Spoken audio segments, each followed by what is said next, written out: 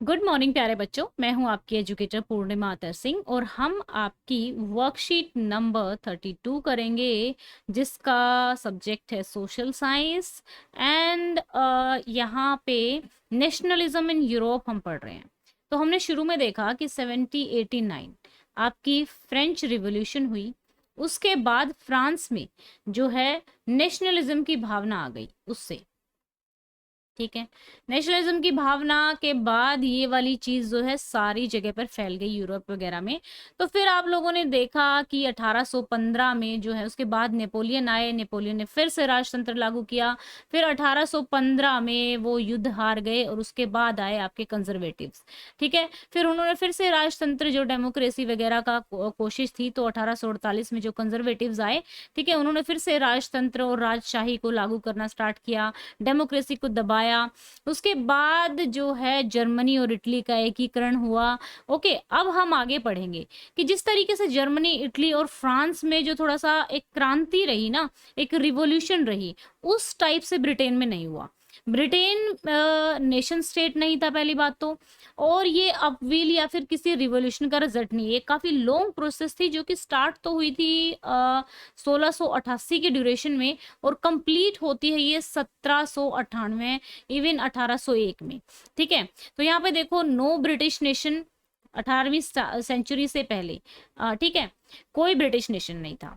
उसके बाद क्या हुआ, धीरे धीरे जो इंग्लिश नेशन था उसको उसके पैसे मतलब रिचनेस में बढ़ने लगा, इंपॉर्टेंस बढ़ी, शक्ति बढ़ी। तो इसने अपना इन्फ्लुएंस जो है, जो इसके आसपास के आइलैंड वाले क्षेत्र थे उनमें भी फैलना स्टार्ट कर दिया।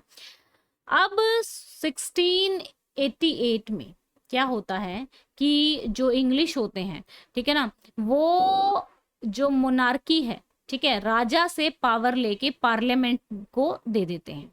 ठीक है, और इसके बाद 1707 में क्या होता है, इंग्लैंड और स्कॉटलैंड दोनों मिलके बनाते हैं यूके, यूनाइटेड नेशन। ठीक है, यूनाइटेड किंगडम ऑफ ब्रिटेन, ठीक है, ग्रेट ब्रिटेन, राइट। उसके बाद क्या होता है, 1798 में आयरलैंड को फोर्सफुली अपने में मिला लिया जाता है, यूके में मिला लिया जाता है। The symbol of new Britain were actively promoted, और जो नए सिंबल्स बनाए गए थे वो काफी एक्टिवली प्रमोट किए गए यहाँ पे। ठीक है, अब चलते हैं हम ग्रीक वार ऑफ इंडिपेंडेंस में, कि ग्रीक वार ऑफ इंडिपेंडेंस में क्या हुआ, ग्रीक की इंडिपेंडेंस किस तरीके से आई। अब हो क्या रहा था कि जिस तरीके से फ्रांस में रिवॉल्यूशन हुआ था ना, उसके बाद ये जो वो भावनाएं होती है ना, क्रांति की भावनाएं, आजादी की भावनाएं, आजादी सबसे प्रिय चीज होती है इस जीवन में, सबसे प्रिय। ठीक है, आजादी प्रिय होती है, कभी सोच के देखना। ठीक है ना, तो इसी तरीके से जब फ्रेंच में रिवॉल्यूशन आया ना, तो ये वाली जो भावनाएं हैं जो ग्रीक में भी उठने लगी, तो इन्होंने अपनी इंडिपेंडेंस का स्ट्रगल स्टार्ट किया 1821 से।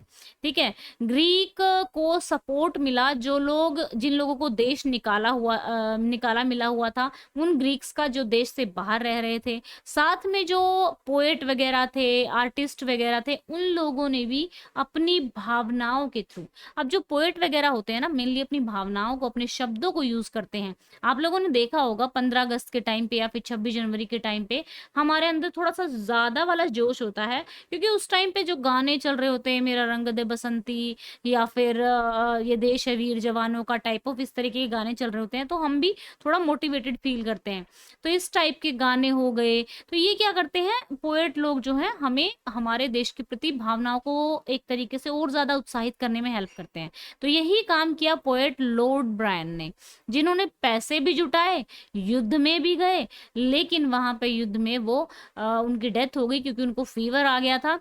अब यहाँ पे ट्रीटी होती है कॉन्स्टेंटिनोपल की 1832 में। याद रखना भाई, ये नाम थोड़ा सा प्रोनाउंस करने में रहता है, कॉन्स्टेंटिनोपल। ठीक है, 1832 में, यहाँ पे जहाँ पे ग्रीस को एक स्वतंत्र राज्य के रूप में स्वीकार लिया जाता है।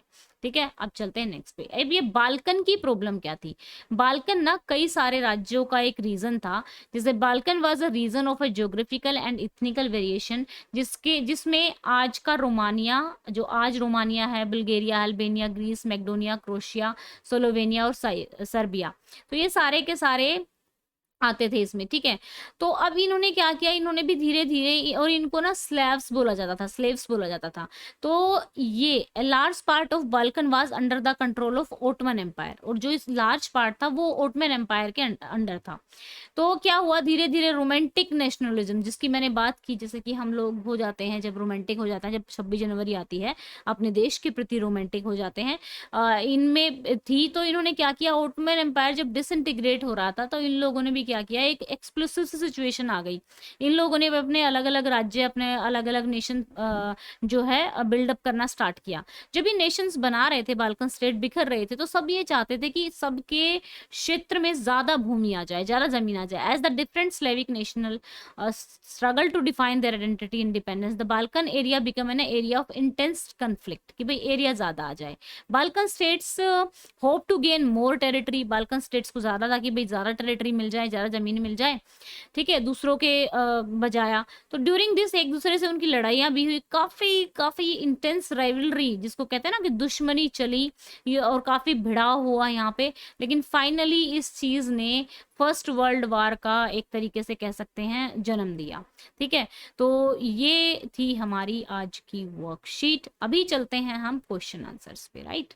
तो क्वेश्चन आंसर्स पे आ जाते हैं। पहला क्वेश्चन है, अगर आप पोएट होते तो आप क्या करते? If you had been in the place of a poet, Lord Byron, how would you have contributed in the Greek War of Independence? If I were in the place of poet Lord Byron, I would have encouraged the people of Greece to fight for the freedom struggle, inspired more and more people to participate in the freedom struggle, and would also participated myself. ठीक है, participated myself. The formation of a nation state in the Britain was not a result of, भाई पूरा लिख देना कि भाई nationalism हुआ कैसे, एक लॉन्ग प्रोसेस थी ये, कैसे 18वीं सदी तक तो ये नेशन ही नहीं था। फिर क्या हुआ, फिर इन्होंने 1688 में इन्होंने क्या किया, पार्लियामेंट को पावर दे दी, किससे लेके, मोनार्क से, राजा से लेके। फिर 1707 में क्या हुआ, इंग्लैंड और स्कॉटलैंड दोनों ने मिलकर ग्रेट ब्रिटेन को बनाया। फिर 1801 में इन्होंने आयरलैंड को अपने में मिला लिया। तो इस तरीके से हम कह सकते हैं कि एक लंबा प्रोसेस था, कोई एक क्रांति नहीं हुई थी कि हाँ उसके बाद जो ये चेंजेस आए हों। तो right a short note on the situation of a Balkan states. यहाँ पे आपको शॉर्ट नोट लिखना है बाल्कन स्टेट्स पे। The Balkan reason include modern Albania, Balkan जो रीजन था वो इंक्लूड कर रहा था मॉडर्न अल्बेनिया को, ग्रीस को, बुल्गारिया को, क्रोशिया को, सर्बिया को, रोमेनिया को। जो नेटिव्स थे, स्लाव्स थे, ठीक है। तो ये पूरा मैंने आप लोगों को समझाया कि फिर इन लोगों ने अलग अलग डिसइंटीग्रेट होना स्टार्ट कर दिया, एक दूसरे के साथ लड़ना स्टार्ट कर दिया, ठीक है। This region of south eastern Europe has a distinct identity of its own geographical location and historical point. अब आते हैं, how did the rise of revolutionary nationalism, जो रिवोल्यूशनरी नेशनलिज्म था, किस तरीके से ग्रीक की इंडिपेंडेंस को इंस्पायर किया? क्योंकि ग्रीक की इंडिपेंडेंस को इसलिए इंस्पायर किया क्योंकि फ्रेंच रिवोल्यूशन में जो आइडियाज थे, लाइक इक्वलिटी, फर्टर्निटी, जस्टिस, ये जो आइडियाज थे, एक लैंग्वेज का आइडिया था, एक फ्लैग का आइडिया था, इसको एक नए नेशन की स्पिरिट को उजागरता मिली। It proved that autocratic monarchy can be removed and democracy can be established. तो यहाँ से उनको सपना दिखाना शुरू किया गया। तो ये थे हमारे question answer. I hope so अच्छे से समझ में आए होंगे। समझ में आ गया तो जल्दी से लाइक कर दो, चैनल को सब्सक्राइब कर दो, और एक और इम्पोर्टेंट बात सुन लो। तो देखो बच्चों, आप लोगों को जैसे कि पता है कि अनअकैडमी पे जब भी आप मेरा कोड यूज करते हैं तो आपको 10% का डिस्काउंट मिलता है। तो अभी 20% डिस्काउंट मिल रहा है, और बहुत ही फायदेमंद सौदा कह सकते हो आप। 24 सितंबर तक ये ऑफर वैलिड है। तो बता देना चाहती हूँ जो बच्चे खरीद लेना चाहते हैं। तो बच्चों देखो, आप ट्यूशन पढ़ते हैं तो एटलीस्ट एक सब्जेक्ट के 1000 रुपये, 700-800 रुपये तो देते हैं। यहाँ पे अगर आप अनअकैडमी का सब्सक्रिप्शन लेते हैं तो आप पर मंथ अगर इसका रेट लगाएं तो ये 1015 रुपये पे पड़ेगा, जिसमें आपको लाइव क्लासेस आप किसी भी टाइम अपनी मन मर्जी के मुताबिक देख सकते हैं, ठीक है। ऐसा नहीं है कि ट्यूशन की फिक्स टाइम पे जाना पड़ेगा। लाइव आपके जो डाउट है वो भी सॉल्व किए जाएंगे। दूसरी बात, आप लोगों को जो पीडीएफ है वो मिलेंगी, नोट्स मिलेंगे, टेस्ट होंगे, टेस्ट सीरीज चलाई जाएगी जब आपका एग्जाम आएगा। तो काफी ज्यादा बेनिफिट है। तो आप इस कोर्स को खरीद सकते हैं, इंस्टॉलमेंट्स में भी आप इसको ले सकते हैं। तो 1000 रुपये पर मंथ आपको पड़ने वाला है, 12,150 रुपये का है। पहले ये जो बिना ऑफर के प्राइस जो है 15,000 का है, लेकिन अभी ऑफर चल रहा है 10% जो है अनअकैडमी ऑफर कर रहा है, 10% आपको डिस्काउंट मिलेगा जब आप मेरा कोड यूज करेंगे। मेरा कोड है पूर्णिमा 10, ठीक है, पूर्णिमा 10 कोड यूज करना। लिंक डिस्क्रिप्शन में में दिया हुआ है। ठीक है बच्चों, तो यहाँ पे आ जाते हैं। अभी मैं आपको बताती हूँ, देखो जैसे ही आप लिंक को क्लिक करेंगे तो ऐसे स्क्रीन पे पहुंचेंगे, प्लस और आइकॉनिक दो ऑप्शन आएंगे। प्लस कोर्स में और आइकॉनिक कोर्स में टीचर वही रहते हैं, लाइव क्लासेस वही रहती है, सब कुछ सेम रहता है, कुछ चीजों को छोड़ के। एक पर्सनल मेंटर मिलता है, लाइव डाउट सोल्व किए जाते हैं, पेरेंट्स के साथ कांटेक्ट किया जा सकता है, और स्टडी प्लानर मिलता है आपको। ठीक है, आपकी वीकली रिपोर्ट मिलती है कि आप कितना परफॉर्म कर रहे हैं।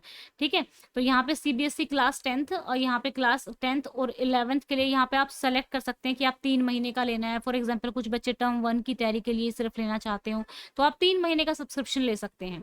जैसे ही आप कोड लगाएंगे, ठीक है, तो आपका जो पैसे हैं वो कम हो जाएंगे, यानी कि 6,000 समथिंग के हो जाएगा 3 महीने का। तो ये है हमारा ऑफर जो चल रहा है, 24 सितंबर तक रहेगा। जो बच्चे लेना चाहते हैं ले सकते हैं। ध्यान रहे लिंक जो है डिस्क्रिप्शन में है, और कोड पूर्णिमा 10 जरूर यूज कर लेना, जिससे आपको एक्स्ट्रा 10% का बेनिफिट मिल सके।